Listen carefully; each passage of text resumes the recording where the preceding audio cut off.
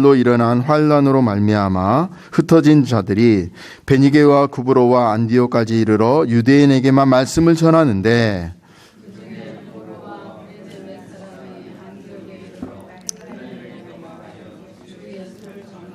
주의 손이 그들과 함께 하심에 수많은 사람들이 믿고 주께 돌아오더라.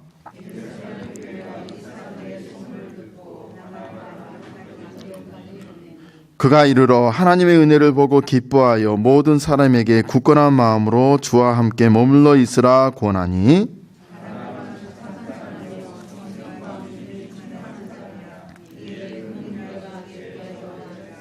바나바가 사울을 찾으러 다소에 가서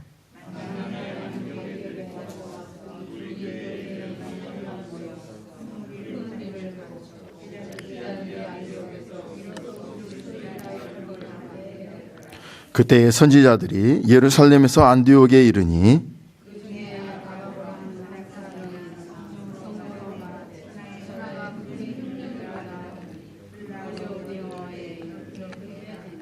제자들이 각각 그 힘대로 유대에 사는 형제들에게 부조를 보내기로 작정하고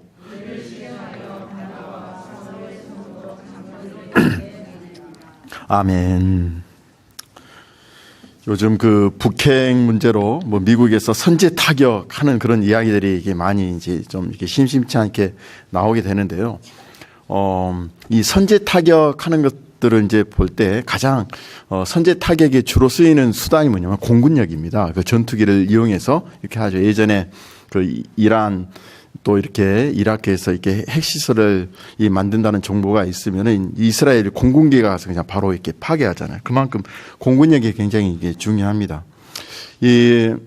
그러한 국가 안보를 위해서 그런 임무를 수행하기 위해서 한 파일럿을 양성하는데 돈이 한 어느 정도 드는 줄 아세요?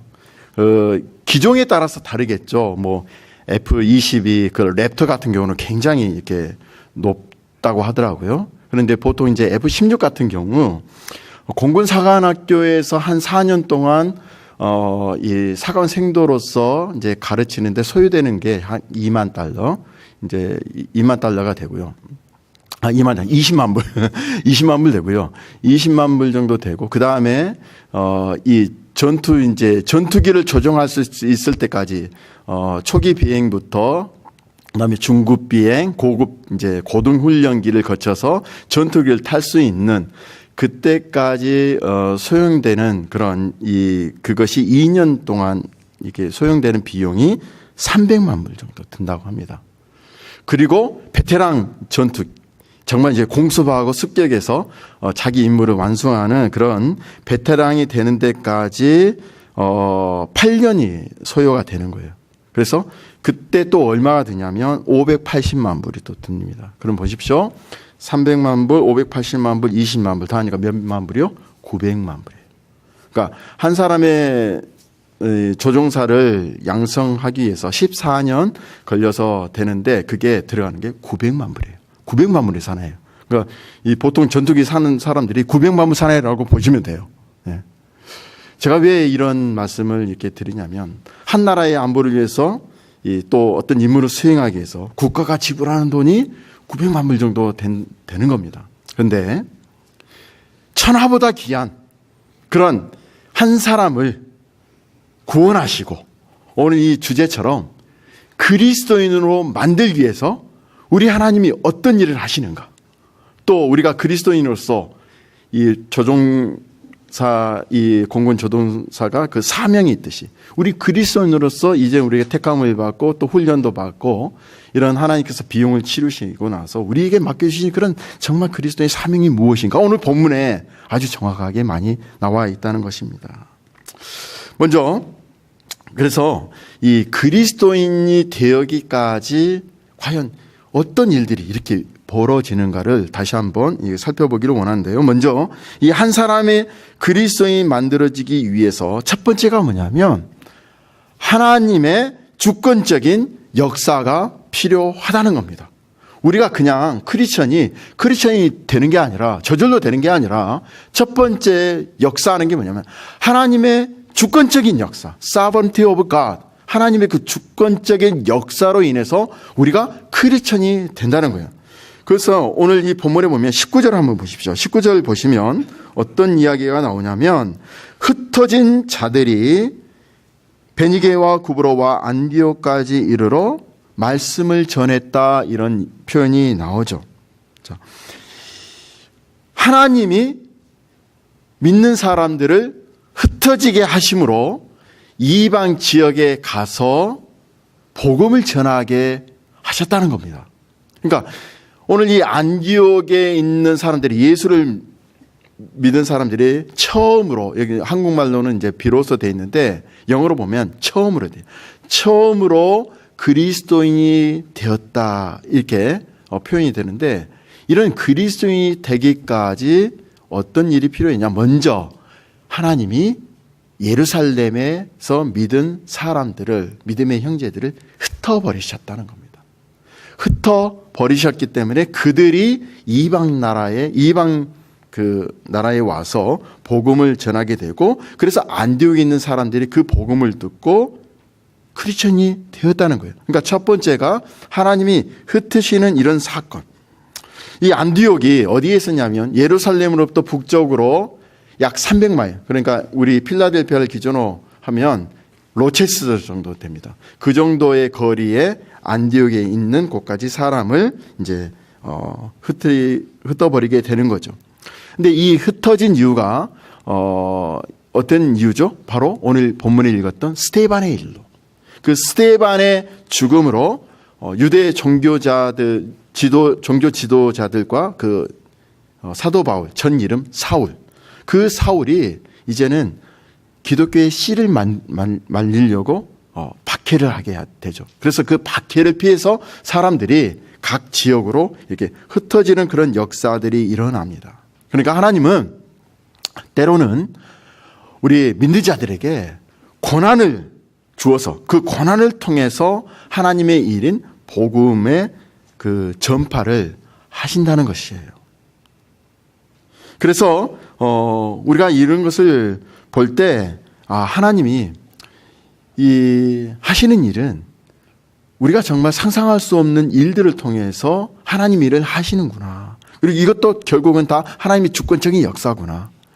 우리가 언뜻 생각할 때 하나님, 제가 하나님을 알고 예수님을 알았으면 이제는 내 인생은 좀 더 평탄하고 정말 아름다운 인생이 될 줄 알았는데 어떻게 이런 고난을 받습니까? 이런 핍박을 받습니까? 라고 생각할 수 있거든요. 그런데 하나님은 그 고난을 통해서 이방 나라에 가서 복음을 전하게 하는 그런 일을 하신다는 겁니다. 이게 인간으로는 생각할 수 없는 일들이죠. 사람들은 관성의 법칙 아시죠? 항상 머물려는 법칙이 있어요. 잘 움직이려고 하지 않는, 한번 움직이는 물체는 계속해서 움직이려고 하고 움직이지 않은 물체는 계속 스테이 하려는 그런 법칙이 있거든요. 사람들은 외부의 어떤 간섭이나 이런 자극으로 인하지 않으면 절대로 움직이려고 하는 습성이 없습니다. 그러니까 하나님은 이런 핍박을 통해서 크리스천들을 거기에 가두지 않고 밖으로 보내신다는 거죠. 이게 하나님의 주권적인 사역이라는 거예요.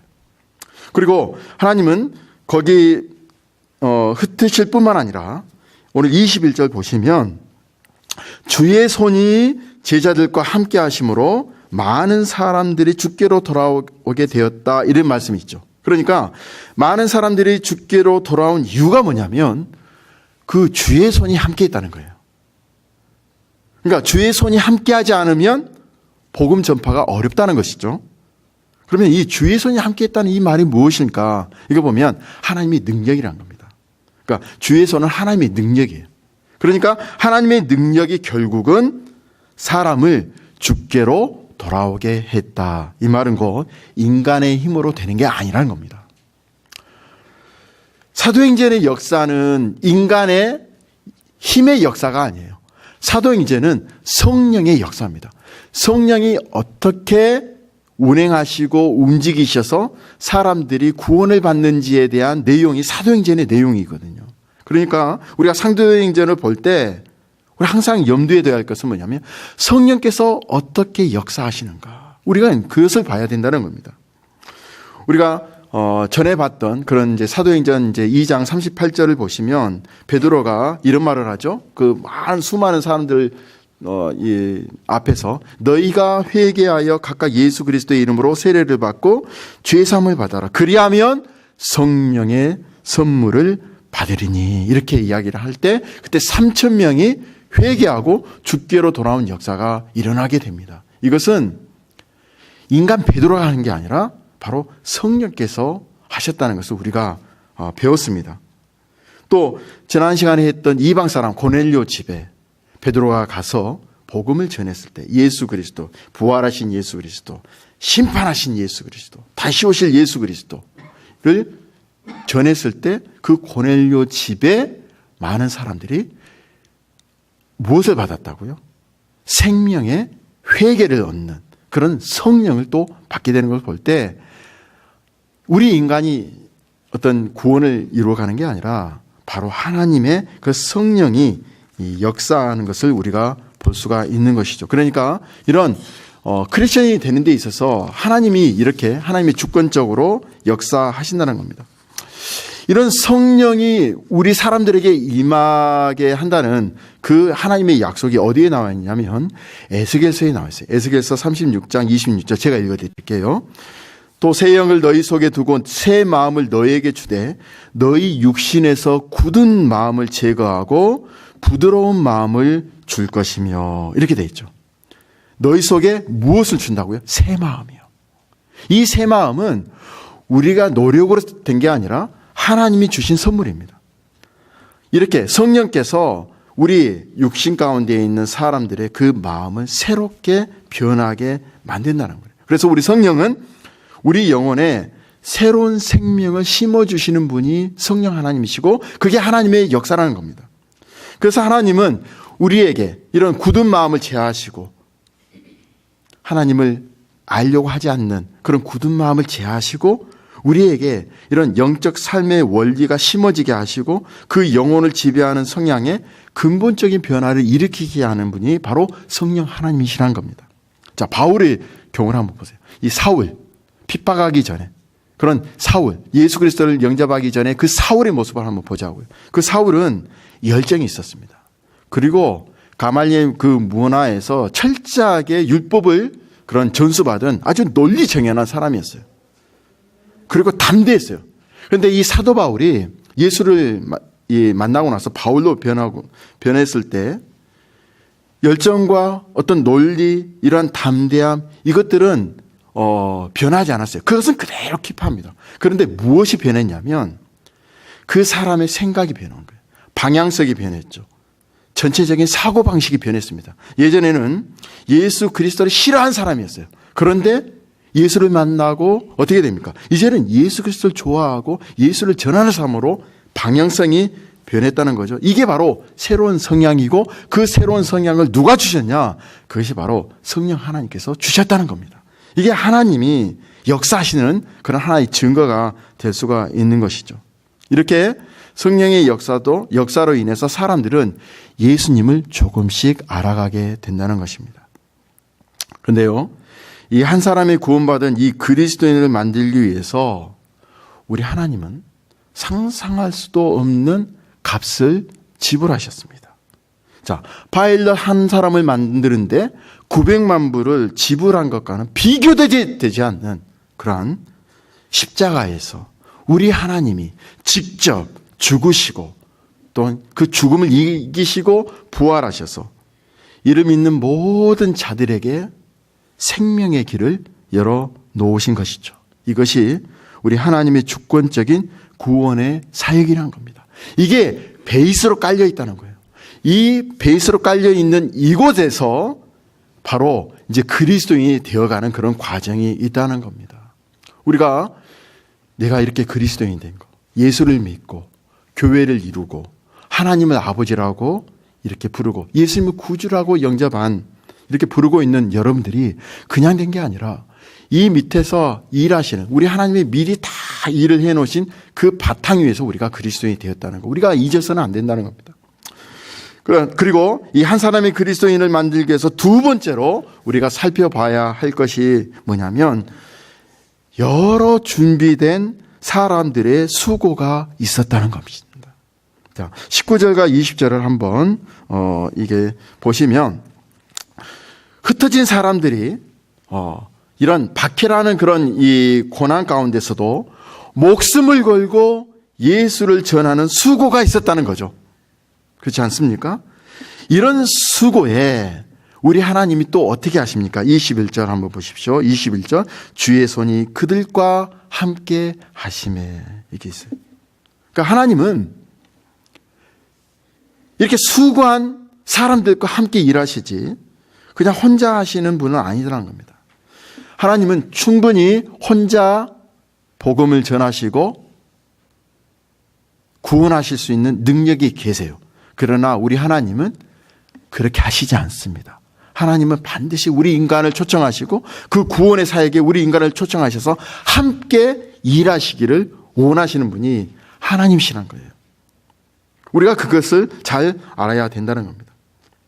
그리고 다음으로 도움의 손길을 보내죠.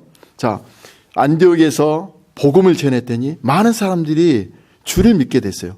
그 주를 믿는 사람들이 예수를 정확히 누군지에 대해서 잘 모르기 때문에 이 예루살렘에 있는 사람들이 누구를 파송하냐면 바나바를 파송합니다. 그 바나바가 어떤 사람입니까? 거기에 나와 있죠. 24절 보니까 착한 사람이요 성령과 믿음이 충만한 이 바나바를 아직 예수 그리스도를 정확히 모르는 사람, 그러나 예수를 알고 싶어하는 사람들을 위해서 파송합니다.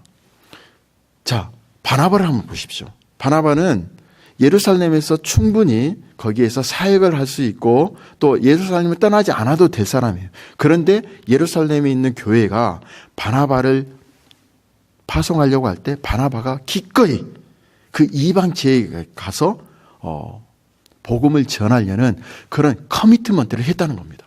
그러면 바나바뿐만이 아니라 바나바가 또 누구를 데려갑니까? 다소에 있는 사울, 곧 바울을 또 데려간다는 거예요.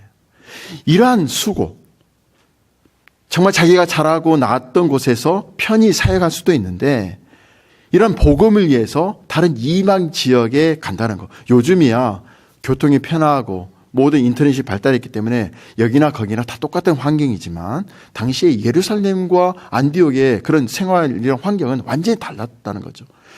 거기에 가서 내가 어떤 일을 당할지, 어떤 삶을 살지 정말 모르는 그런 두려움 가운데도 그래도 복음 때문에 갔다는 거예요.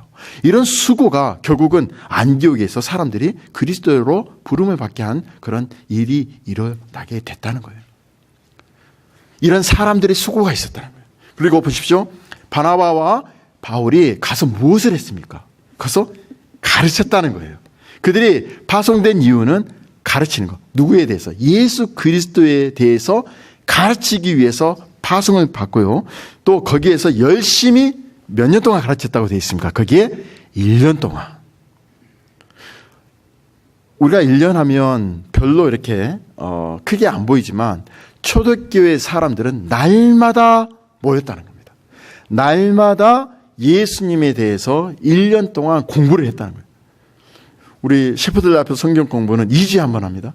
네. 근데 그들은 날마다 집에 모여서 1년 동안 집중적으로 바나바와 바울에 의해서 집중적으로 그렇게 교육을 이렇게 받게 되었다는 거예요. 이것을 우리가 볼 때요. 교회 사역 중 전도 다음으로 중요한 게 뭐냐? 이 가르치는 사역이라는 겁니다. 배우지 않으면 예수님에 대해서 우리 사람들은 알지 못합니다. 물론 하나님이 개인적으로 성령의 감동으로 역사하실 수는 있어요. 그렇지만 하나님은 이 가르치기 위해서 사람들이 미리 준비하게 하시고 요즘 말로 이 목사들을 각 교회로 파송해서 이런 하나님을 잘 가르칠 수 있도록 보내신다는 것입니다. 그래서 예수님과 하나님에 대해서 가르치게 하신다는 거예요. 이제 만 4년을 이제 지나고 5년째 되는 이제 이 교회에서 제 사역입니다. 제가 여러분 한번 생각해 보십시오. 지난 3년간 저는 여러분들에게 예수님에 대해서만 제가 설교를 했습니다. 예수님이 가르침에 대해서 설교를 했고 예수님과 위대한 대화라는 그런 주제로 해서 예수님에 관해서만 여러분들에게 3년 동안 설교를 했어요. 그것은 바로 하나님이 제게 주신 그런 사명이었습니다. 그래서 어떻게 하면 예수님에 대해서 여러분들이 더 깊이 알까 하고 3년 동안 하고 지금 이제 사도행전 성령 하나님에 대해서 쭉 이제 강의를 하고 있는데요. 주일 예배 설교 한 번 듣는 것으로는 우리 하나님과 예수님을 제대로 알 수가 없다는 것입니다. 그러니까 배우는 것이 필요하다는 거예요. 그래서 기본적인 성경 공부를 이제 개설하려고 기도 중에 있습니다. 개인적으로 제가 접촉할 것입니다. 접촉하는 분들 외에도 혹시 정말 나는 내 믿음의 어떤 신앙 연수와 상관없이 정말 이 기회에 정말 기초부터 다시 한번 배우고 싶다 하시는 분들은 나중에 광고하면 참여하시면 좋겠습니다. 자, 이렇게 이 하나님의 주권적인 역사와 이런 헌신된 사역자들의 수고와 가르침으로 예수 믿는 사람들이 비로소 처음으로 그리스도인이라고 불리게 되게 되는 거죠. 그러면 이 그리스도인이란 무엇인가? 여러분, 그리스도인은 무엇일까요? 그냥 교회에 나오면 그리스도인입니까? 그건 아닌 것 같죠. 그리스도인은 무엇이냐면 그리스도의 사람이란 겁니다. 여러분들이 나는 그리스도인입니다. 누가에게 말한다면 나는 예수님의 사람입니다. 이런 뜻이란 거예요. 그러니까 그리스도의 사람이란 그리스도께 속한 사람이다. 그런 뜻이라는 거예요. 그러니까 그리스도께 속했다는 것은 그리스도의 뜻을 쫓아 행동하는 사람이라는 거예요. 예수님이 말씀하시는 대로 나는 행동하는 사람입니다. 라는 뜻이 나는 그리스도인입니다. 라는 뜻이라는 거예요. 그리스도의 도만 따르고 말하겠다는 것입니다. 그런데 이 안디옥의 제자들이 오직 그리스도에 대해서만 말했기 때문에 그들을 그리스도인이라고 일컬어요. 누가요? 믿지 않는 사람들이 저 사람들을 그리스도인이라고 말했다는 거예요.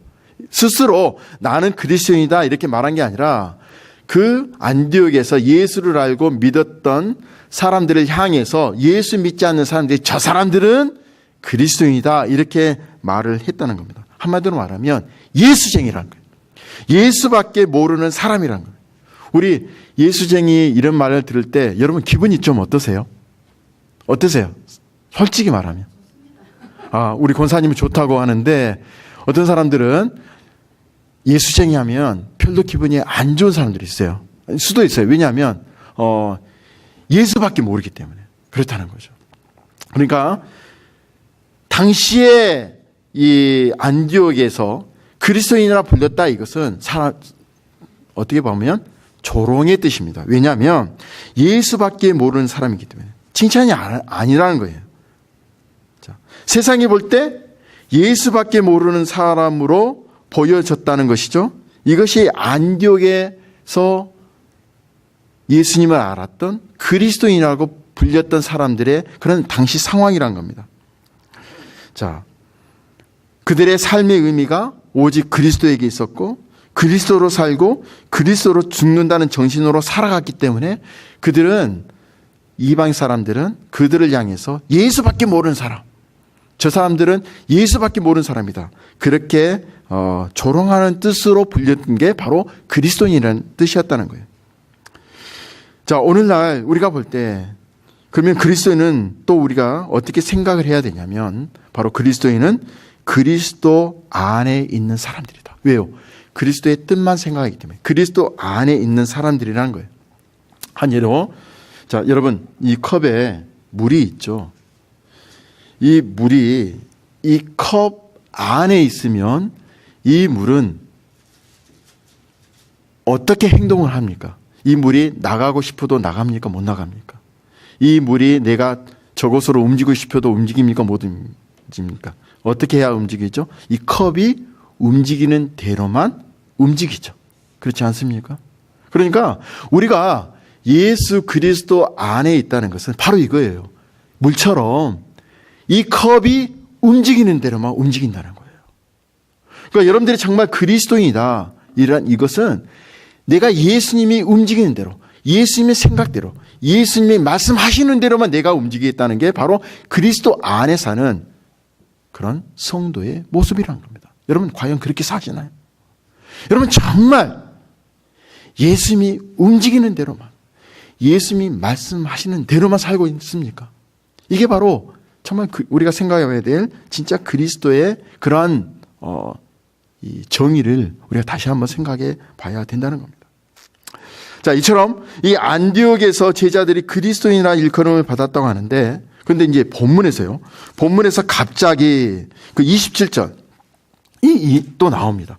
20절에 보면 선지자들이 예루살렘에서 안디옥에 이르니 그 중에 아가보라 하는 한 사람이 일어나 성령으로 말하되 천하의 큰 흉년이 들리라 하더니 글라우디 때에 그렇게 되니라. 자, 그 예언이 글라디우 그 로마 황제 때 실제로 실현되었음을 우리가 이제 볼 수가 있는데, 그러면 왜 갑자기 선지자들이 예루살렘에 와서 예루살렘에서 안디옥으로 오게 되고 또 안디옥에서 흉년을 예언했는가? 이것을 우리가 생각해 볼 필요성이 있다는 거예요. 자, 단지 흉년에 대한 예언을 한다면 예루살렘에서 그냥 예언하면 되거든요. 그렇지 않습니까? 그런데 선지자가 이 안디옥에 올 필요가 없거든요. 왜요? 흉년은 예루살렘도 다 포함하기 때문에 예루살렘에서 얼마든지 예언할 수 있는 문제였던 것입니다. 그런데 왜 굳이 이 안디옥에 와서 예언하는 이유가 무엇인가 하는 겁니다. 자, 그것은 흉년에 대한 그 이야기가 오늘 이 제자들이 안디옥에서 그리스도인이라 일컬음 받았더라는 이 말씀 뒤에 등장한다는 것이죠. 자, 이러한 정황들을 살펴보면 흉년에 대한 그 예언은 바로 이 제자들이 그리스도인이라 일컬음 받은 것과 연관이 있지 않을까. 우리는 그것을 생각해 볼 수 있다는 겁니다.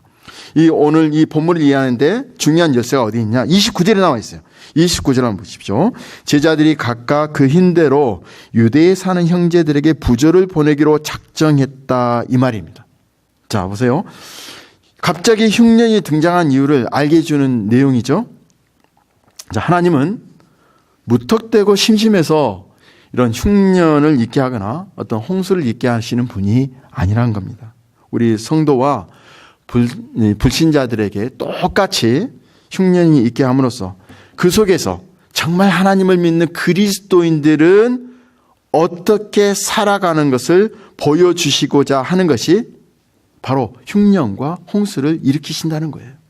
그러니까 제자들이 이 안디옥에서 그리스도인이라 일컬음을 받았다 이렇게 말을 하죠. 그러나 그리스도만 말하고 그리스도 밖에 없는 사람으로서 그리스도인이라고 일컬음을 받았다면 그러한 그리스도인으로서 삶은 분명히 따라오게 된다는 것입니다. 그러니까 예수님 안에 있기 때문에 예수의 그 생각과 마음을 알게 되기 때문에 반드시 예수님을 닮은 삶이 따라오게 되어 있다는 거예요. 본문은 바로 그것을 보여주고자 한다는 겁니다. 아가보는 제자들이 이 그리스도인이라 일컬음을 받는 안디옥에 와서 흉년을 예언했죠. 그리고 그 흉년을 들자 그리스도인이라 일컬음을 받았던 그 안디옥의 제자들이 어떻게 행동을 했습니까? 각각 그 힘대로 유대에 사는 형제들에게 부조를 보낸 것입니다. 그러니까 여기서 부조라는 것은 봉사한다는 뜻이에요. 즉 흉년으로 어려움을 당하는 유대의 형제들에게 봉사하기 위해 물질을 보냈다는 것입니다. 자, 그렇다고 해서 이 안디옥은 흉년을 당한 것이 아니잖아요. 왜요? 유대 전역에 그 큰 흉년이 일었기 때문에 예루살렘만 흉년이 든 게 아니라 안디옥에도 흉년이 들었거든. 사실 자기들이 사는 곳도 힘들어요. 그런 상황에서 이런 그리스도인이란 일컬음을 받았던 제자들은 그 유대 형제들을 위해서 봉사함으로써 진심으로 이 그리스도만을 생각하고 그리스도밖에 모르는 그리스도인임을 보여지게 되었다는 것입니다. 결국 우리 하나님은 그리스도인이 누구인가를 보여주기 위해서 흉년이 있게 하셨다는 생각을 우리가 해볼 수 있다는 거예요. 자, 실제 삶에서 맺어지는 그리스도인으로서의 그 열매를 증거하고자 하셨다는 겁니다. 진심으로 그리스도만으로 산다는 것이 무엇이고 그리스도의 은혜로 살아갈 때 그것이 어떠한 열매로 맺어지는가를 증거하고자 하신 게 하나님이 그 전체에 흉년을 보내신 이유라는 것이죠. 그리스도인이란 그리스도만으로 사는 사람입니다. 그리스도밖에 없는 사람이고 그리스도의 충만으로 충만한 사람이 바로 그리스도인이라는 겁니다. 그 그리스도의 사람이기 때문에 바로 그리스도인이라고 불리게 된다는 거죠. 그렇다면 과연 우리는 그리스도밖에 모르는 사람인가? 그리스도를 말할 수는 있죠. 말로는 내가 마치 그리스도만을 귀하게 여기고 그리스도만을 높이는 사람인 것처럼 보일 수는 있습니다. 복음을 때로는 말합니다. 그리스도만을 높이고자 외치는 그런 우리가 외침을 부르짖을 수 있습니다. 그래서 저 사람은 예수만 생각하는 사람이다, 이런 일컬음을 받을 수는 있습니다. 그러나 중요한 게 뭐냐면 어려움이 있고 힘든 상황에 처했을 때 과연 우리는 어떻게 행동하냐 이겁니다. 만약 우리가 진심으로 그리스도밖에 모르는 그리스도인이라면 어떤 상황에서도 그리스도만 생각하는 모습으로 보여져야 한다는 거예요. 과연 우리가 그렇게 살아가는 것을 생각해 볼 기회를 이 본문이 주고 있다는 거예요. 안디옥의 제자들은 흉년에서도 우리 유대의 형제들 생각하고 그들을 위해서 봉사했습니다. 이것이 바로 그리스도밖에 모르는 믿음의 열매라는 거예요. 그리스도밖에 모른다는 것은 자신을 생각하지 않고 자기 입장을 앞세우지 않는다는 것이 그리스도밖에 모른다는 그런 우리 사람들의 생각이란 거예요. 자신이 우선이고 자기를 위해서 살아가기 바쁜 이 세상 속에서 이 그리스도인이라고 일컬음 받는 제자들은 자신을 생각하고 자신을 돌아보기보다는 형제의 어려움을 먼저 생각하는 그 모습을 보여주고 있다는 것입니다. 즉 자신을 살리기 위해서 사는 것이 아니라 형제를 살리기 위해서 사는 것입니다. 이것이 그리스도의 마음이었다는 겁니다. 이 안디옥의 제자들은 흉년이라는 상황에서도 하나님을 원망하지 않았습니다. 그동안 하나님만 믿었고 교육도 받고 복음만 전했는데 왜 이런 고통을 받아야 하는가라는 불평이 전혀 없습니다. 그것은 유대 형제들을 위해서 부조를 하는 그들의 행동에서 볼 수가 있죠. 불평을 가지고 있었다면 형제들을 위해서 부조하지 않았을 겁니다. 흉년에서도 그리스도에 대한 마음이 변함이 없었고 흔들림이 없었기 때문에 나보다도 형제를 생각하는 그 그리스도의 마음에 보여지게 되었다는 것입니다. 자, 이쯤에서 교회를 다니고 안 다니는 것으로 그리스도인이냐 아니냐로 판단되는 것이 아니라 세상에서 어떤 존재로 살아가느냐가 그리스도인으로 사느냐 아니냐로 드러난다는 것을 우리가 생각을 해야 된다는 겁니다. 그리스도인은 현재를 살아가는 사람이 아니라 항상 마지막, 즉 종말을 살아가는 사람이라는 겁니다. 자, 무슨 말이냐면 현재에 서서 현재를 바라보는 게 아니라 그 종말, 예수 그리스도께서는 언젠가 오셔서 심판하시고 영원한 하늘나라로 우리를 데려가실 그 종말에 서서 현재의 삶을 바라보며 살아가는 것입니다. 그러니까 하나님의 나라에서 영원히 주와 함께 거하는 그날을 기다리는 사람으로서 오늘 현재를 살아도 그날을 기다리고 준비하는 사람으로 살아가는 것이 그리스도의 삶이라는 거예요. 그래서 우리 성도는 언제나 나의 기쁨 위해서 싸우는 삶을 사는 게 아니라 주님이 기뻐하시는 일에 자신을 복종시키기 위해서 오늘 또 싸우며 살아가는 것이 그리스도인으로서 사는 삶이라는 겁니다. 흉년이라는 상황에서도 그리고 여러 가지 좋지 않은 상황에서도 우리 항상 주님이 기뻐하시는 길을 가기 위해 자신과 싸우며 주님께 복종하기를 원하며 살아가는 것이 그리스도인이라는 거예요. 이것 때문에 우리 그리스도인은 세상 속에서 구별된 자로서 나서게 된다는 겁니다. 하나님은 우리를 이러한 일의 도구로 부르셨다는 겁니다. 결론은 맺습니다. 한 사람의 그리스도인이 되기 위해서 이렇게 우리 하나님의 주권적인 역사와 또한 헌신된 그런 사역자들의 수고와 성령의 역사가 있어야 된다는 겁니다. 하나님이 대부분을 감당하시고 또 사람들은 하나님의 일하심에 조금 동역하는 것뿐입니다. 그래서 우리는 그리스도인이 되었다고 자랑할 게 없죠. 오히려 그리스도인 되게 만들어주신 우리 하나님 은혜에 감사할 따름입니다. 그리스도인으로 만들어주신 우리 하나님의 은혜에 감사하는 유일한 길은 무엇일까요? 그것은 바로 예수 그리스도 안에 거하는 삶이라는 것입니다. 예수 그리스도 안에서 생명의 씨가 이미 뿌려졌기 때문에 생명을 가졌다면 반드시 어떤 형태로든 그 생명을 표현하게 되고 당연히 자라서 선한 열매를 맺을 것입니다. 하나님이 원하시는 이런 생명의 열매를 많이 맺는 참된 그리스도인이 되시기를 주의 이름으로 축원드립니다. 기도하겠습니다. 하나님 아버지, 참으로 감사합니다. 부족한